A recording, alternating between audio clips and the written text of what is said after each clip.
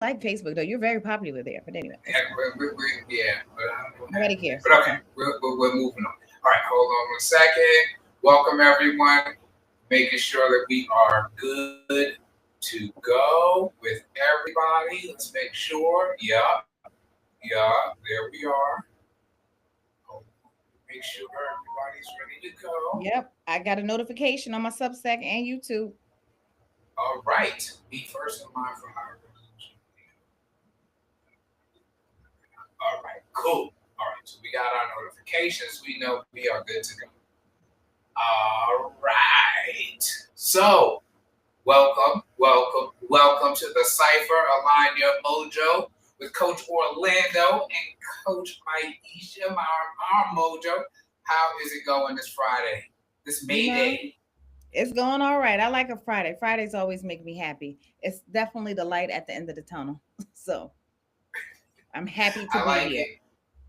I like it. It's true. I mean, pretty much, no matter how the week has gone, once you reach Friday, it does kind of feel like, all right, well, I made it. I mean, whatever. Right. I made it. That's right. We here. That's what it is. That's how I'm feeling right now. Shine a light on them. So what are you? So what are you drinking? I told you I'm boring tonight. I have some soda. I have some juice. But, some soda? What kind of soda? You don't never drink soda. Oh Lord, you should be back. You ain't drinking nothing. You drinking? I have never seen you drink a proper soda. And you had to really instead of Pepsi. I mean, if you go and do it. Oh really? Oh no! I have to say I'm definitely Coke over Pepsi. We have to have this conversation. We definitely are. I'm not going to spare y'all. Are you really? Are you really? We don't have a taste test and everything, son. Really? Yeah. Oh, all right, but now that we got that out of the way, yes. So if y'all have joined us before, so for Align Your Mojo, we usually have a cocktail.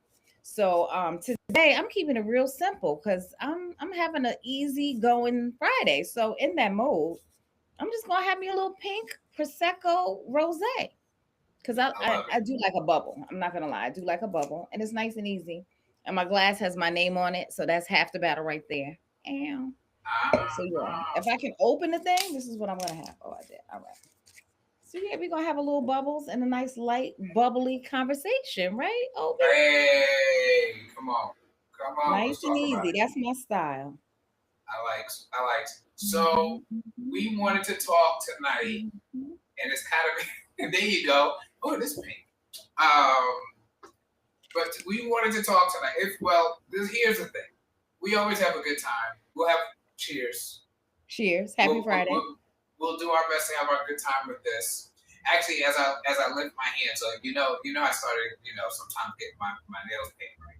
So I'm in New York, and I was coming off the train at 72nd Street. And I reached for the door. And I chipped my thumb. I told you that I really have learned that is a real thing. I've heard women all my life. And when I chip my nail, when I tell you I am ready to sue the city of New York, I was like, get Mom Donnie's ass down here. What the hell? You messed up. One thing that has me tripping. You don't want to chip your nail? You don't make me chip my nail. I was very upset. But it is what it is. Moving on. But yeah, so I obviously I'm gonna take us to the serious. We'll have our fun in the conversation too. But to be real, there was Serena Fairfax story, and I was like, yikes, right? And then it seemed like there were several stories, and more so than wanting to get into the details of any of that. I had the thought, like, I more wanted to talk about the reaction to it and the conversations around it.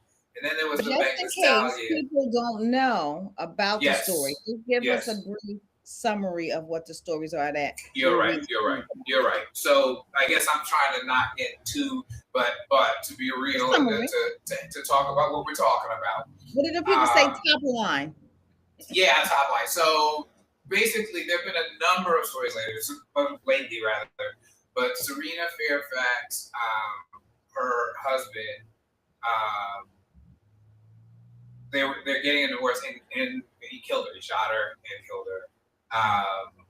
And there have been that was horrific. And then, so we'll talk about the reactions. I'll just sort of, like you say, top line it. And then there's just been like 4 or 5 pretty prominent stories like that. And I found myself feeling like, what's really going on here? Like, that was my real reaction. Like, what are we really talking about that we just have these stories like back to back to back to back of what's going on, you know, of these heinous, I don't know what to even call it. Like, like what is, there's this heinous violence. And not just that there's this heinous violence, but it seems like some people are very comfortable with it. Some men specifically, but it's not just men. They just like, it seems very comfortable with it. So I was uncomfortable with that. And then there was Meg Thee Stallion and Klay Thompson, who's been kind of in the news, and it's all very sweet. They showed her, I think she cooked like Thanksgiving dinner or something like that for his family, and that was on Instagram or whatever else. So people were like, "Oh, good for her, you know, she's getting her happy, soft life now." And then she posts, you know, that they've broken up and that he cheated on her, and that was another wave of, I thought, really ugly conversation again in this space where I thought a lot of men were celebrating it in a way that I found odd, and then there was a lot of back and forth and just like clashing. So all that to say, that made me say to Maisha, hey, it feels to me like there's a conversation to be had around what we want this relationship to be like between Black men and Black women. And I don't know that it's only, as a matter of fact, I don't think it's only that it's only romantic relationships, but I think that's where we'll probably start, or, you know, and probably focus. But just in general, I just thought it was, to me, it's weird. Like, it's not a very technical term. Tell me, top line it again, or maybe not even top line. Get into what was the overall commentary that made you feel weird, that made you feel some way? What? I thought a lot of them seemed happy about it. Like, they seemed happy to hear that. Let's talk about the Meg for a second, the Meg of it all for a second. Like, seemed happy to hear he had cheated on her, and, you know, there was commentary about, you know, basically calling her, you know, I'll say a three. They were saying a 304, which obviously is the little online thing for calling a woman a hoe. And I'm like, what? Like, why? Here's the thing. I'm not saying you have to root for their relationship, but why are you glad that she's in pain? That's, to me, that's the part that I was like, okay. How do we deal that with was that? The overall thing you were getting. You were getting a lot of people were glad that they were. That she was happier that it didn't work or that her feelings were. That's really interesting. You know what I mean? So they were team, whatever the guy's name is. Yeah, Klay Thompson, and then again with Serena Fairfax, it was like a lot of, you know, he had some mental health issues and he had this problem, he had that problem, and I was like, really? Like, that's where you're starting right now? Like, to me, that's like, hey, I don't know if y'all know this, but, you know, Son of Sam had a rough childhood. Like, maybe he did, maybe he didn't, but, like, that's where you're gonna start. So that, a lot of it for me was just, it seemed very, it just seemed so mean.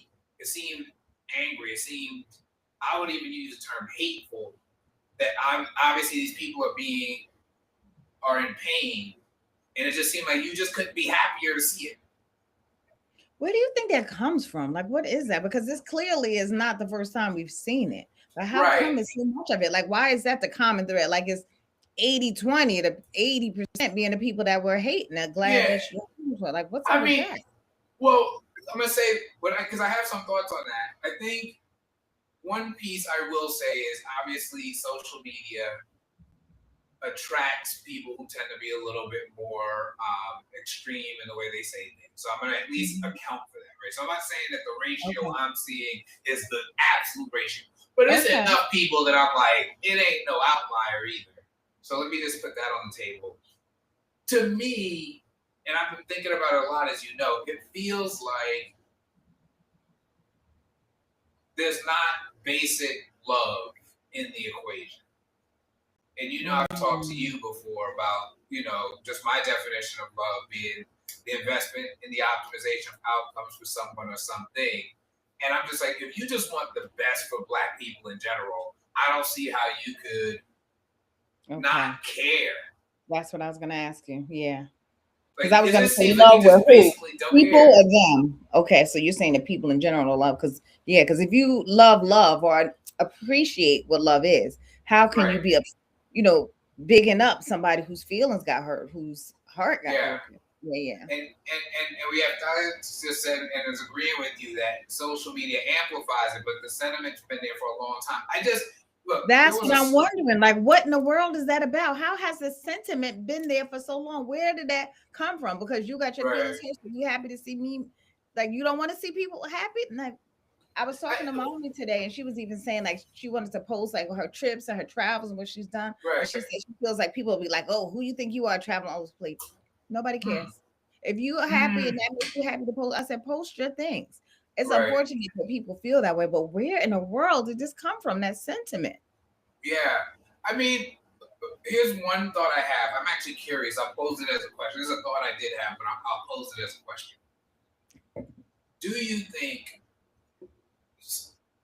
you feel like, because you're experiencing it in a way that's different from the way I'm going to experience it, right? So do you feel like there's something for Black men across the board, not all men, got it, okay, but like for Black men, where to be being robbed of being a man in this society or having like that status makes Black men invest in that patriarchy piece more? Like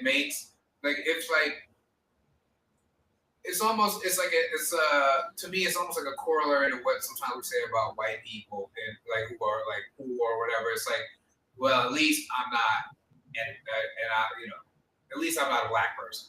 Like, I wonder if there's something that's like, well, I may take all this crap throughout society, but I'm not a woman. I don't know if that's true. But it is a question I have. Does that feel like, I guess I wonder, does that feel, yeah.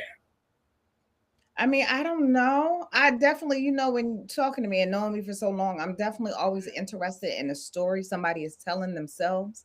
Like, what happened what story did you tell yourself that it was okay to applaud somebody else's sorrow? Like, what right. What are you saying to yourself that that's even okay?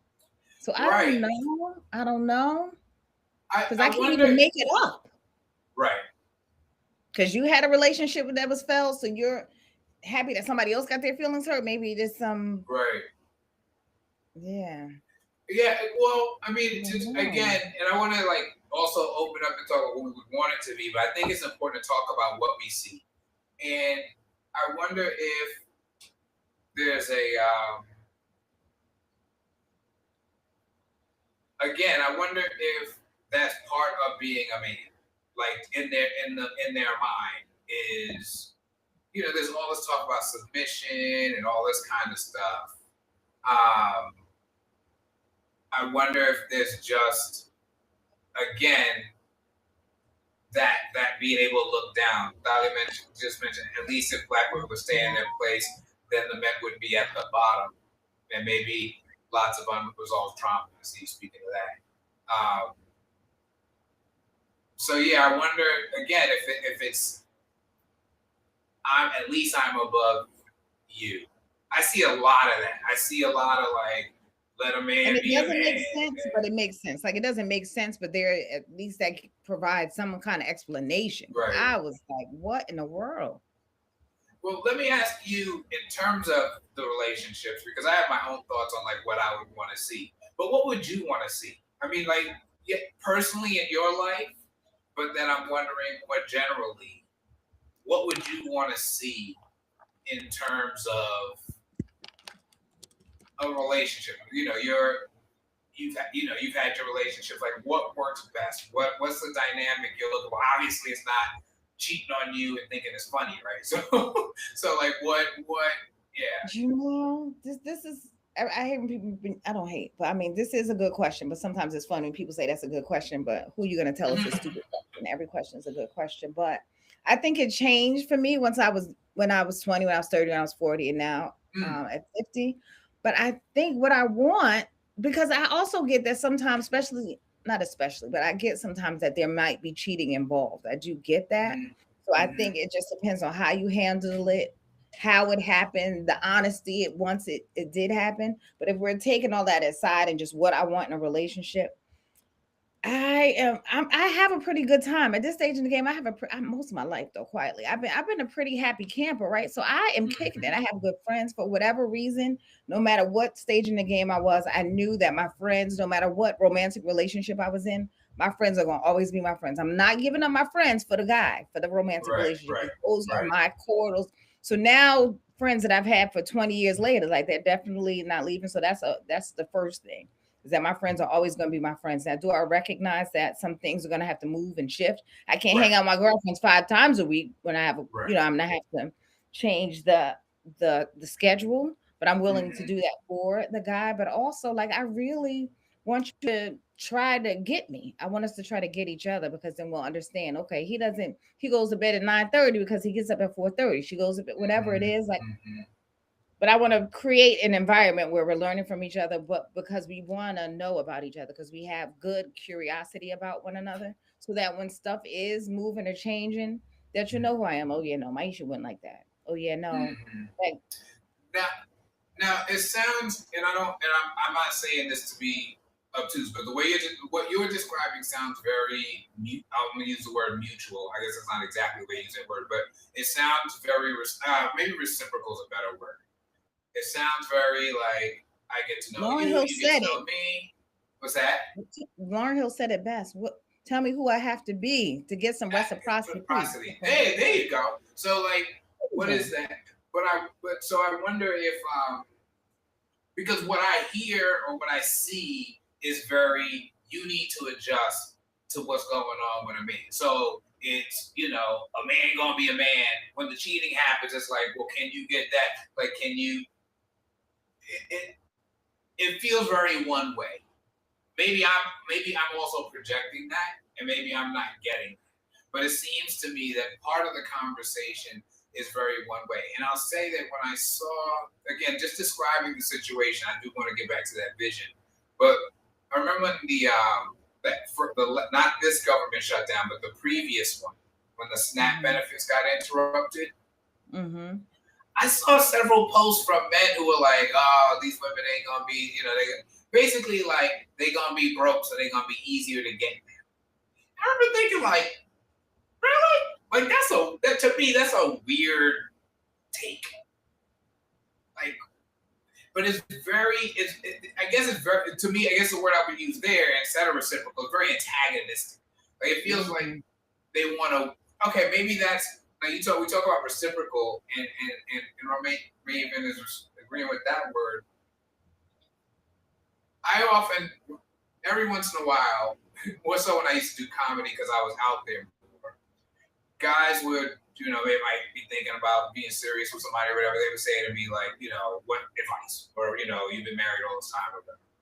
And one of the things I would tell them, and I do believe this, and when I get this right, my life goes better. Is you cannot win a marriage. Either y'all win or y'all lose. But if you think you gonna win, she gonna lose, or once y'all get into that dynamic of somebody winning and somebody losing, y'all in trouble.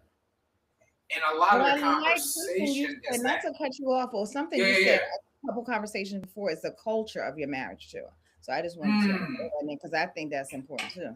But I think that's part of it.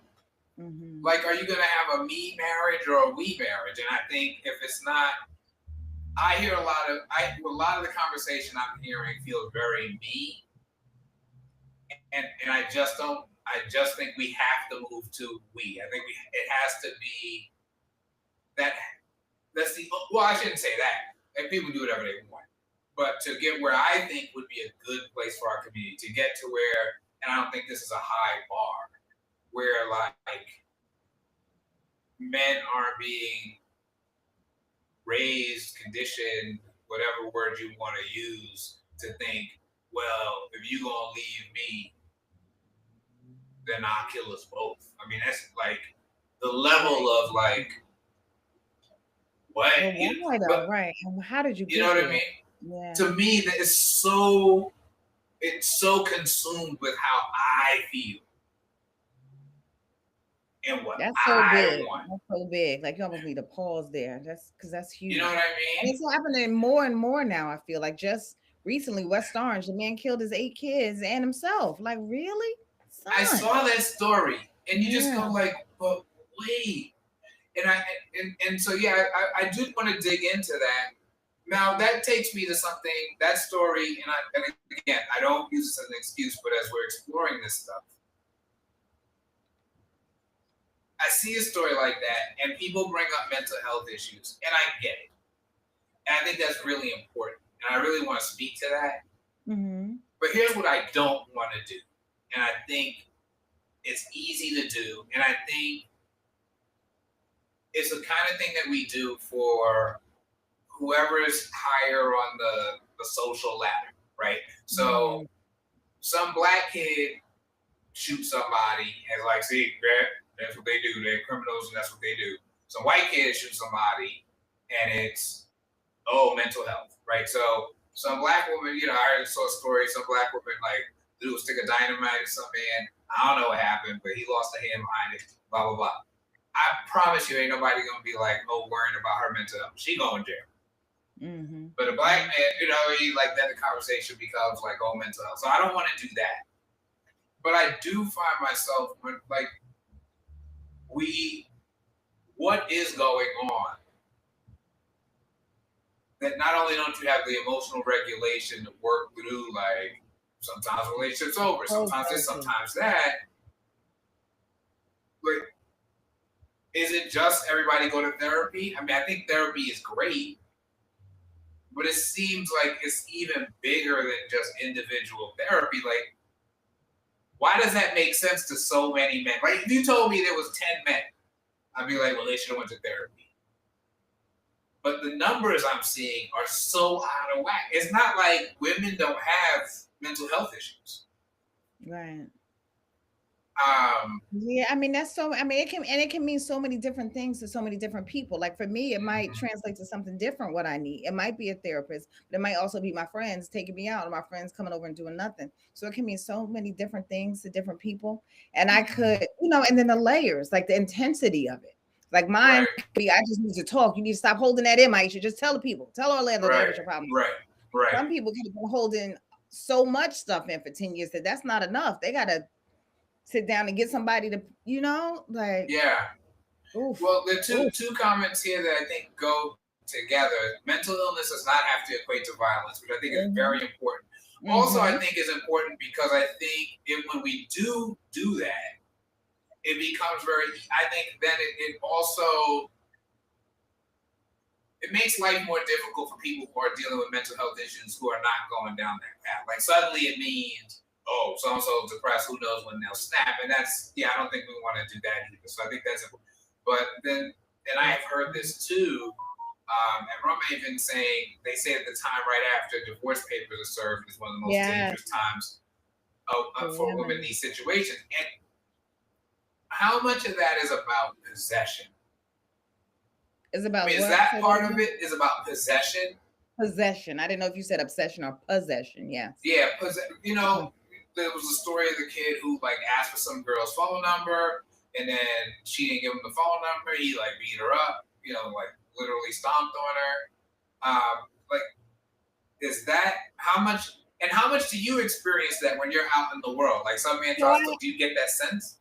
So my singledom, I've been single my whole life, never been married, don't have any kids. So I will say that I think as a kid growing up, all of the different decades of dating, I think the older I got and had more male friendships and conversations, I didn't realize how much rejection really weighs on. I mean, and I'm generalizations from the men I talked to. I didn't realize how much the rejection weighed on men.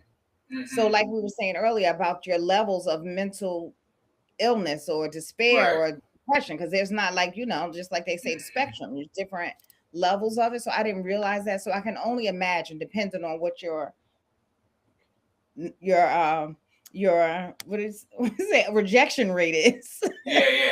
I mean, your temperament might be different. So it was a thing so much so, and then because you know me, I've been in relationships sometimes where I wanted to get out a year before, but wait, I mean, it's lasted. I would say I'm exaggerating, but I don't really think I am, because I was so worried about their feelings, the man's feelings, that I was trying to do this so much instead of just saying, you know what, this is not working. I was more worried about how they would feel when I departed the relationship than I was by myself. I was fine. So I started coming up with phrases like, if somebody asked for my number, instead of being like, no, I was like, no, thank you. No, thank you. So it's definitely a thing, but who knows who needs the no, thank you. Who needs the no? Who needs the, Yeah. But if you smile I also learned about men that if you smile too long or too hard, or say hi instead of hi or hello or how you doing, and they also think that's a foot in the door. So it's so, because I wonder, are we? Because I want to have I don't want to have the sort of rote conversation. We're not, right? But where the word entitlement is coming up in the chat. And I think it's really, as an important word here, right? Because I think whether it's the kid who beat up the girl who wouldn't give him the phone number, or we're talking about Justin Fairfax, and I'm trying not to say his name too much, but that's what we're talking about. There's a level of entitlement. Like, I am entitled to you. And if basically, how dare you not submit to to being my possession? Basically, that's my sense. Yeah. See, that's what as I read on, that's what Rummaven is saying. Like, that sense of entitlement, and like how people losing it that way. And I guess I'm wondering, have we made men fragile? And I'm careful with that word because, for the same reason you're careful what you say, I wouldn't want men to hear this and be like, I'm not weak. But I don't think weak is the word. I think fragile is the word. Yeah. I think. Yeah. Like, I know what you're saying about rejection, but it's like, I forget who it was. I think it was the woman who wrote Handmaid's Tale, whose name is not popping into my head for some reason with some people. But basically, was doing a talk where, in exchange with a man, established like, men are afraid women will laugh at them. Women are afraid men will kill them. And what I thought was really deep, and I think, but here's what I would add to that: it doesn't make it less real that that's the man in that scenario, that's his deal. I guess I'm wondering, how have we not done a better job getting boys and men to where they can handle it?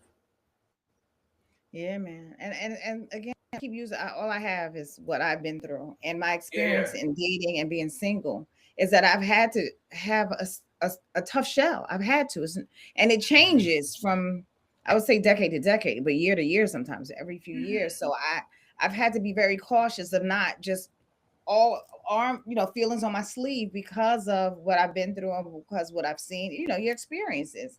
But it would be so lovely, and I know you don't get this overnight, but it would be so lovely to be equally as vulnerable with a guy and as vulnerable myself and the guy for me too. But I find myself, even in the midst of a relationship that we've decided, okay, we're gonna do this, but I still find myself like, but I shouldn't say this. Or can I tell him I'm disappointed? Is he gonna be mad? Am I gonna be the mad black woman, or can I just say I'm disappointed? You didn't come through. You didn't show up. You didn't. Like how? So, like you said, it just goes back to your question, like what happened at. So we're so fragile. So why do people start saying that participation trophy was a thing? Yeah, I think that's true in relationships, right? I mean, I know a number of women have told me they'll give a guy a fake number in a minute, and I get But now where you can't even guys. do that because they'll call you while they're standing in front Right, of you, standing so here, that right. they can get you. Yeah, you can't do that no more. So yeah, I guess so. I'll back out to we talk all the time. So I think we want to get to that kind of relationship that we were talking about. I think we're talking about something what we see now, and it's not absolute. But I think there's how, and I am going to focus on black men. I guess my question to you, in terms of what you would want to see, and I'll think about it as a man, even though I've been, it'll be 28 years in June, so I've been out that game for a while, that part of the game. But how would men need to show up? Both the men who are in the exchange, the men who are witnesses, as men interacting with each other. Just what would we be at? Who would we be asking black men to be for this to change? Because it seems to me, no matter what else we're talking about, even if women will let a man be a man and this and that.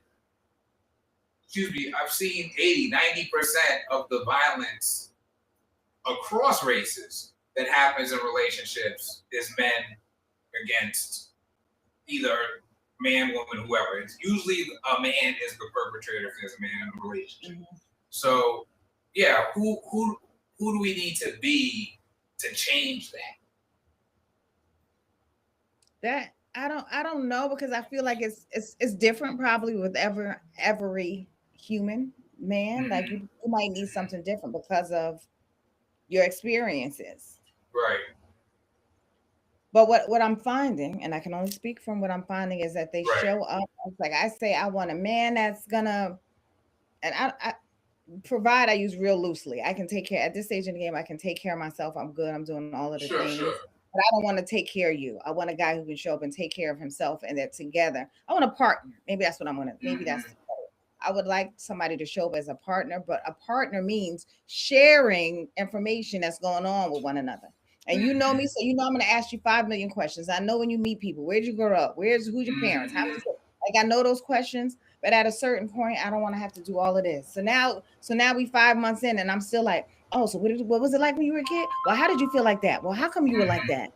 Like, I don't want to do all of that. So I want a partner in all of the sensitive words, whatever the definition says, being together, being present, showing up, all of the things, because that in return, you'll get that from me. And I just think like, that's why we're here, right? Because we're already good by ourselves, I would think. So the partnership, the relationship would make it cute. I mean, I'm not breaking news here, but as you described that, 2 words came to mind. One is vulnerable, and the other is courageous. And I think they go together. In a lot of ways, if there's one thing that is a cardinal sin as a guy, it is to be weak. Yeah. Right. If there is one thing as a guy, then don't be weak. And I think that translates into some of what it is, right? Because if I start telling you about myself, if I start telling you about my fears, my hopes, my dreams, my this, my that, that's a level of vulnerability that I don't think we can, we can ignore. So I have to agree to be vulnerable, and then I have to be courageous to go forward anyway. But I don't know that we prepare anybody for that. I don't know that we're really preparing boys for that. I mean, to be honest, I don't know if my parents prepared me for. I don't know if I was prepared for it, but I know that I always felt. I think, I don't know if they knew they were preparing for me, but I knew that in my household I felt loved. So for whatever reason, when I was in a relationship, now it might have taken me a year or 2 years, especially at 22 and 23, to realize that no, this is not love, Maisha. You got to step away from the building, and you're gonna be okay.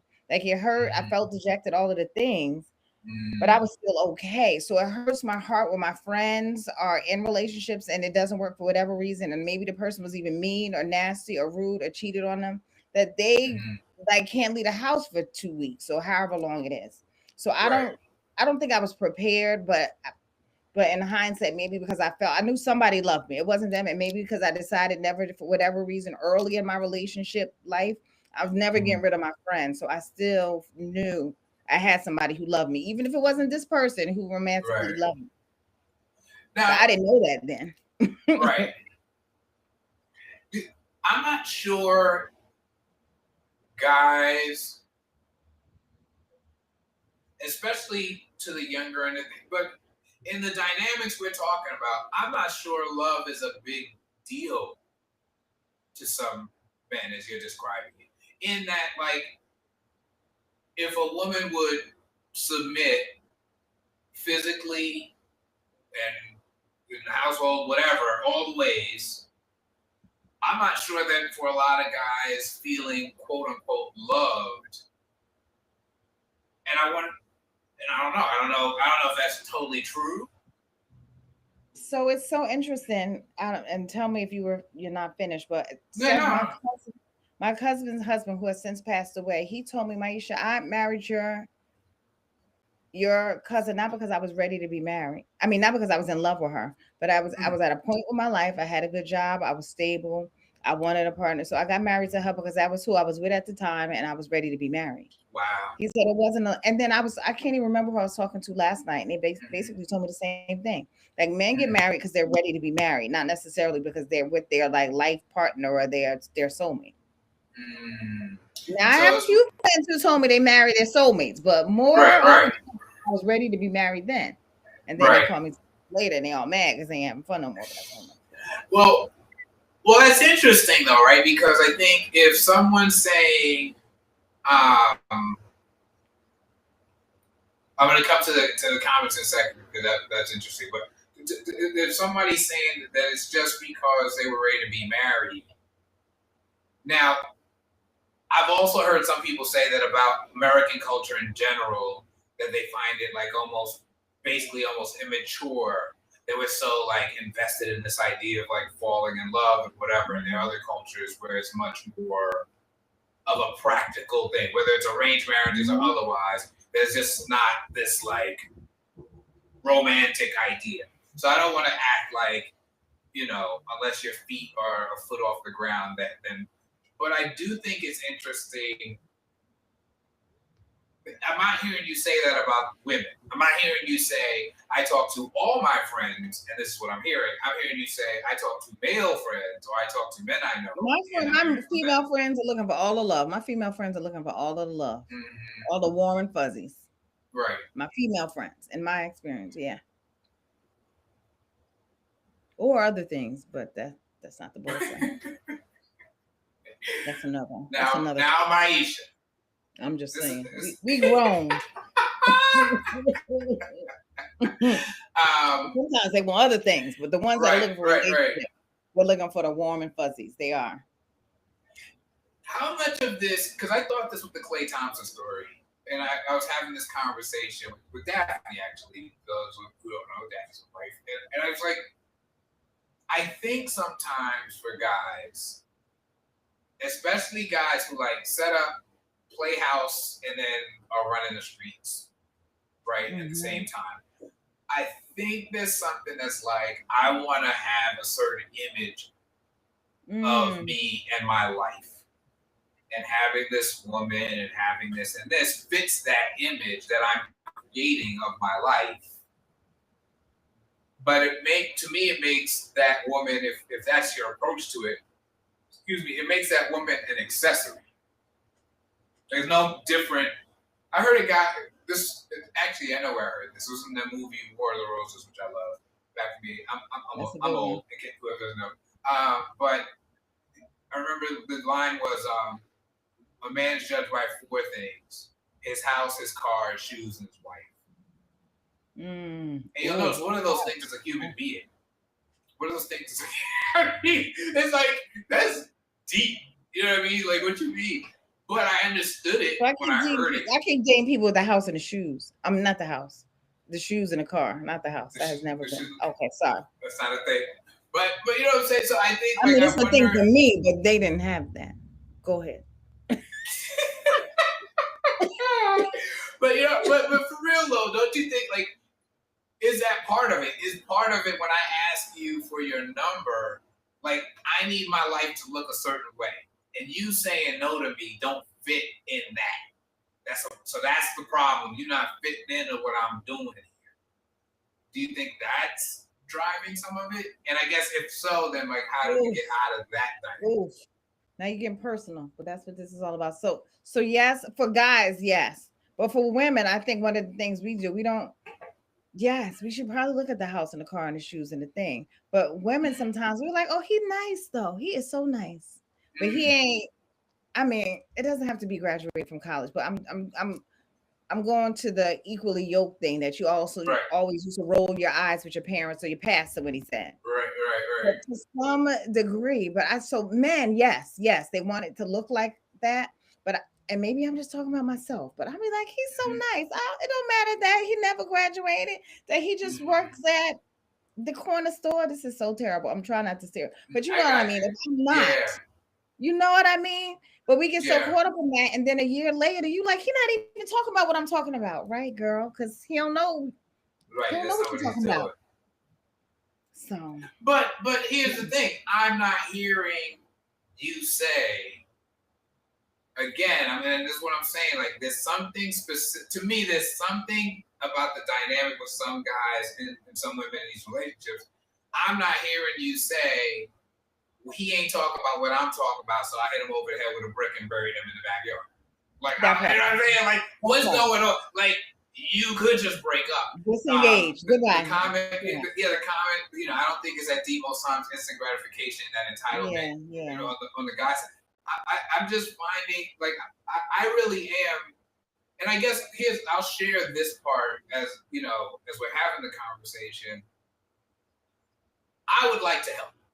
Like, I'm serious about that. Like, I would love to start thinking about how and sharing how, working with young guys or having the conversations with other men. It just seems to me insane that we would just continue down this path. And I shouldn't use insane like that. I've been trying to stop doing that. But this seems wild to me that we would just continue down this path where, like, black women are just being unalived, and we just wake up the next morning and all go to work. Like,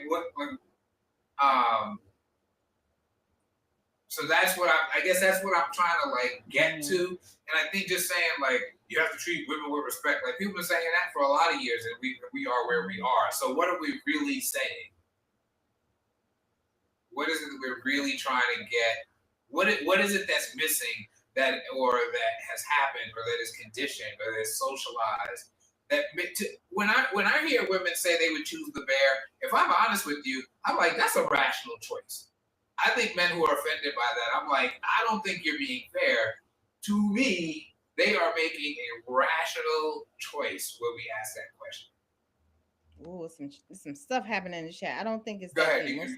It's gratification, that entitlement. I said that. Often the guys asking for the number just wants the number to. Yes, that's true. Yes, in my experience, that show that they can get it. The more they get, the more of a man they are. Yep. You have helped. Look how you raise your son. Your kids, the kids you coach, they are watching. They see the work. My nephew is a great human. Yay. Yes. I'm a fan of that kid. I am a fan of that kid, so I will agree to that. No, thank you. She's right, and then hence the woman is being a little feel scorned or hurt or disappointed because she's giving you the number in anticipation that you're gonna call her. That you're now saying you're interested, but it's really so. And I've been all of the things, but I've had to be like, he ain't gonna call. Like, I usually set myself up. It doesn't matter. He's not gonna call. Like, that's the expectation I set, or at least none at all, so that I'm not disappointed. Which makes it harder. Where by the time I decide on a person, like, okay, we're gonna figure this out, and then they show up with all the flowers, cards, and candy, and then once they have you, they're like, oh, okay, I was just playing. Okay, no, now I'm busy. Why you mad? It's a conquest kind of deal. Yeah. Do you think? Okay, so here's actually a part of that. It feels to me like we talk. especially I feel like if you're in a certain, I don't want to stereotype, so I won't even use a term for it. But I think there's a conversation that some guys have that's like, oh, the community, or when the black family, and I think a lot of that stuff is ridiculous because like anything that happened before women in general could have a credit card, I think gets an asterisk first of all. So like let's get real. But for a second, is it just a base level of caring about others?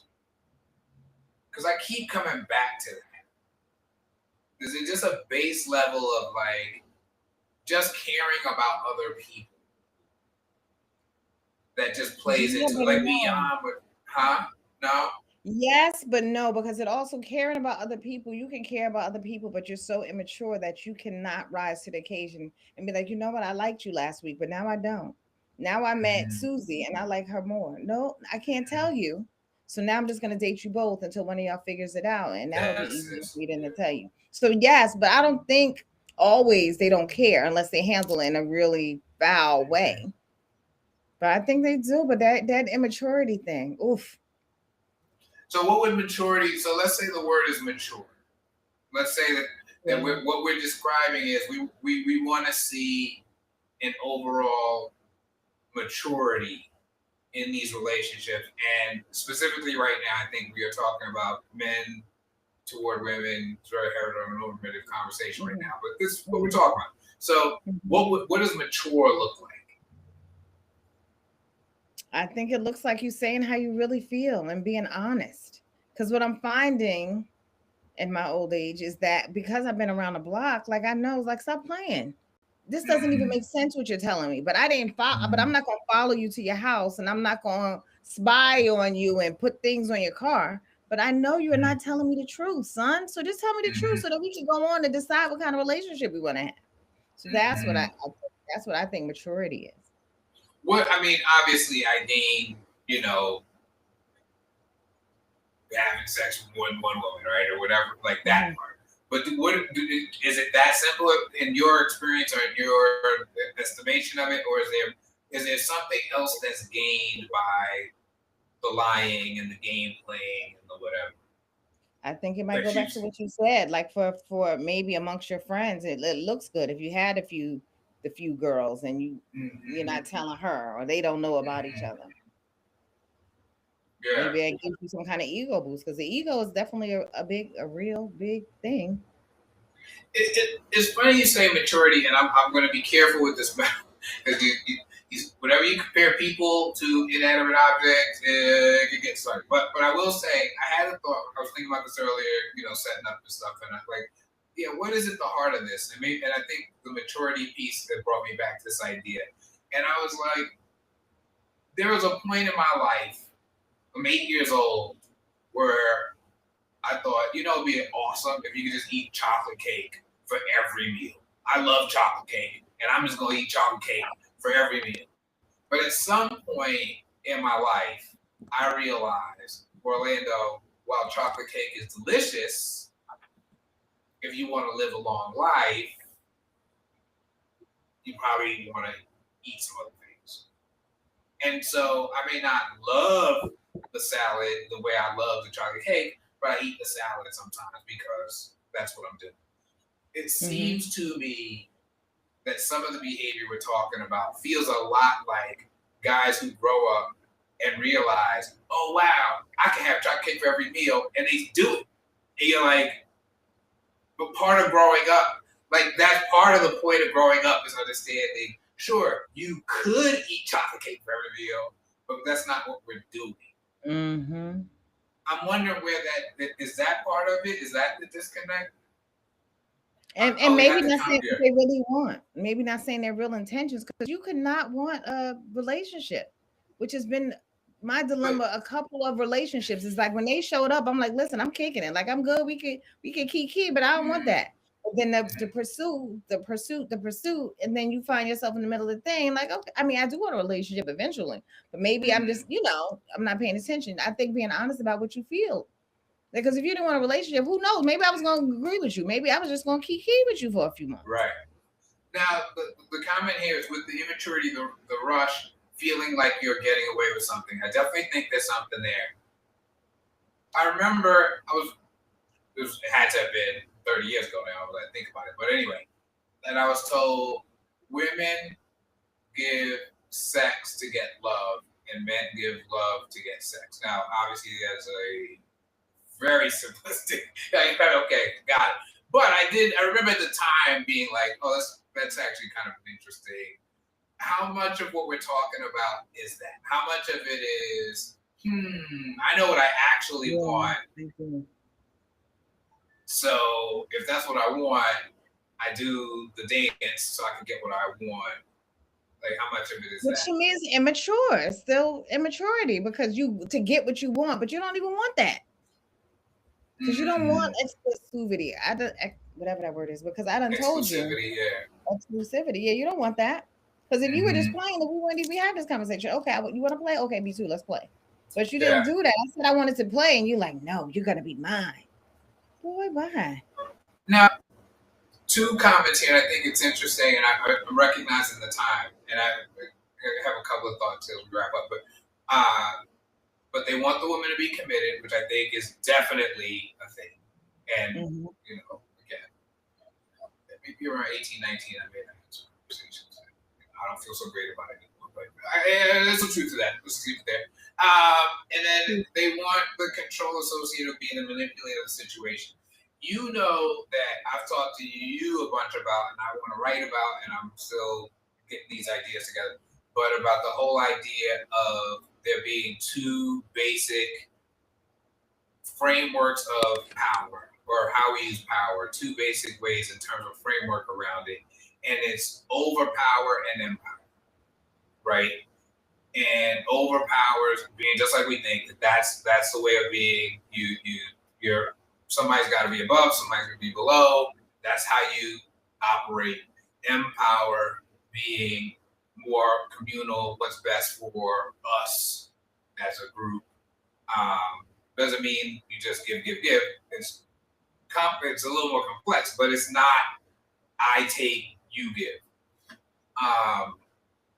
How much of what we're talking about is that? Because if we all agree that control seems to be a big part of the equation, and if right after the divorce papers is the most dangerous time, if we're talking about, monogamy for you, but running the streets for me, if we're talking like control seems to be a big piece of this, how much of this is an extension of or a part of just a basic overpower mentality?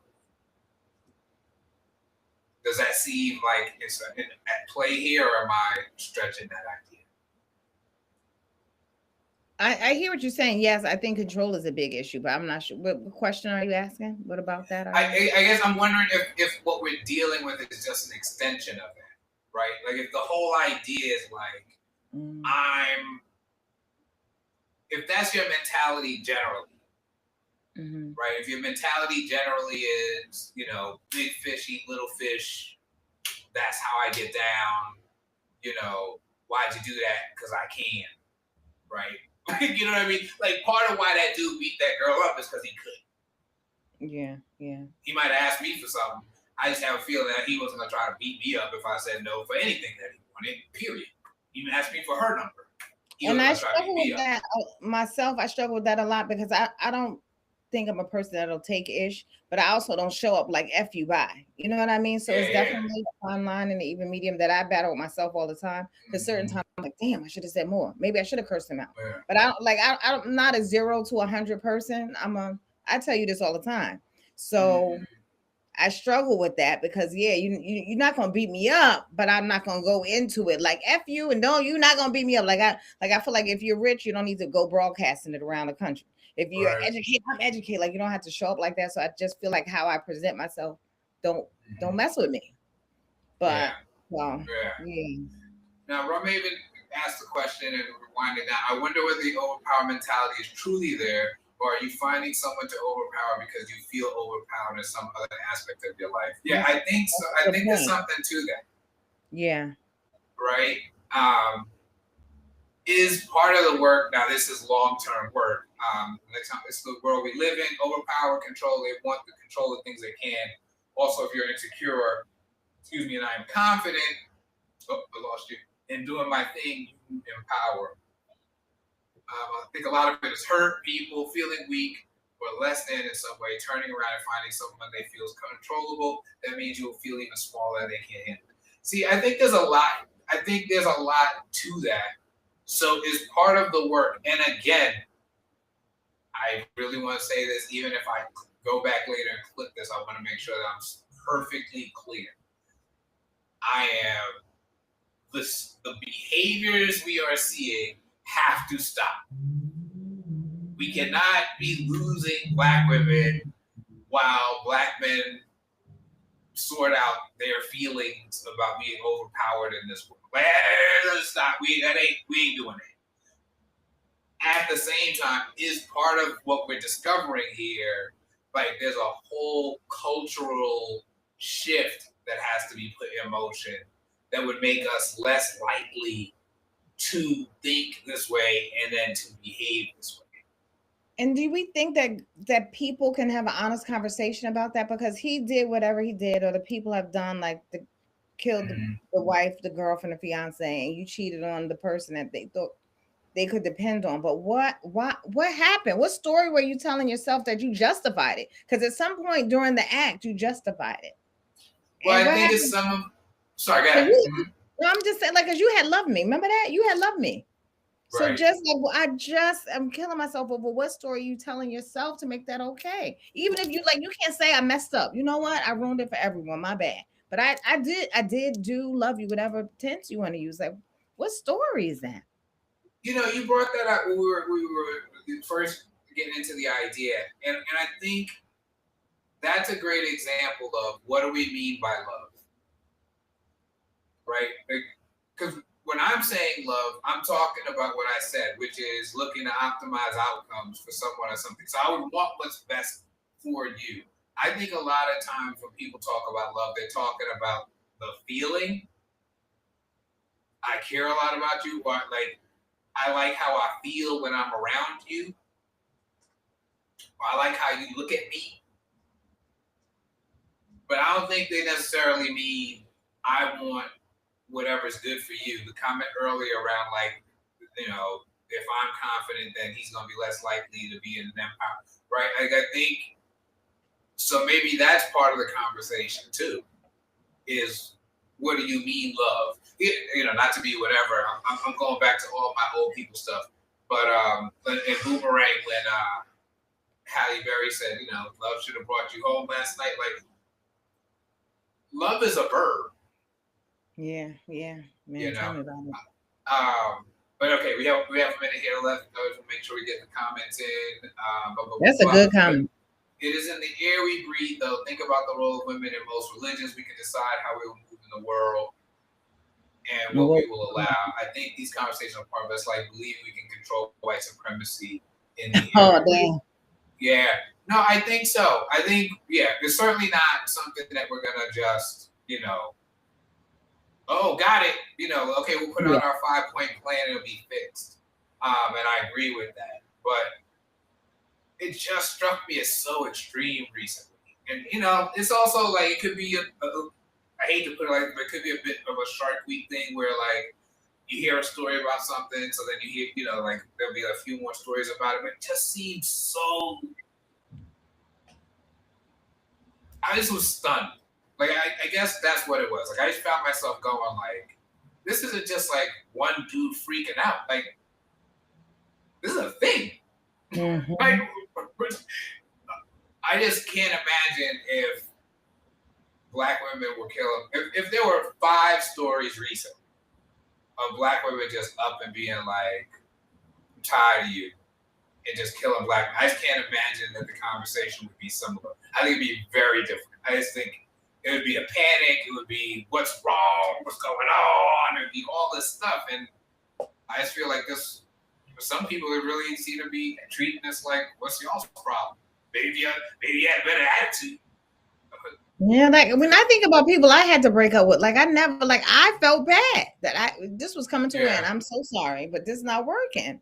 So Right. what in the world? Like you did me dirty, and now they mad at me. Like what? Right. Oof, oof, my heart. So ongoing conversation. I really appreciate it. Y'all killed it in the comments tonight. Thank you. But no, I think it'll be ongoing piece. But I appreciate what was said about what I've done. But I really do want to think about this more because I was shook. I did. I wrote the song and I did that part. But I was really shook to see those stories and some of the conversation around it. Like I just couldn't believe that people weren't talking about it like it was more of a tragedy. That was I was shook on my about that. So anyhow, on the other side of things, we can head on over and hang out with Q-Boogie. I know that we have had issues. It's the same Zoom link every month now. So if folks could just give me a yes or a thumbs up that we are cool. Also, I think I have everybody who I would need to text. So I can also make sure y'all have it that way. But I'm going to head on over to Zoom. We good? Are there any parting words you want to leave? Where to follow you? Where to go? Come on, coach. Yeah, well, come through Align Originals. Check out On Alignment on Substack. This will be available. We're also going to be doing more of getting clips out, and so we'll get more clips out of this. But we're just trying to continue these conversations. I think I thought a lot. Actually, I will say this. I know we're a minute over, but I want to say this. I had some time to think this week in particular. I've been away from home, so I sort of had some time to think. And this is what I'm supposed to be doing. I don't know all what it's going to look like, but I know that there's some things I see, and I feel like I can help with the thinking and the conversations and the strategy around how to just be better with each other. So I feel that strongly. So if you enjoy any of these, please join in. Please share. Please tell folks. Because Align Family, Align Your Mojo, the Cipher, it's all here to see if we can do better. Like I just think we could do better. I really that is my reaction to a lot of the things I see in this world. It's just like, whew, there's gonna be problems, but y'all, you know when you took the SAT, they were like, you gotta get them early questions right. You can't. If you get the early questions wrong, you gonna be in a hurt way. I feel like we get the early questions wrong. We filling out the bubble under our name wrong. Like, no, we gotta. So that's where I am right now. So come through, check it all out. But right now, we head over and hang out with Q-Boogie. See you there. All right, y'all.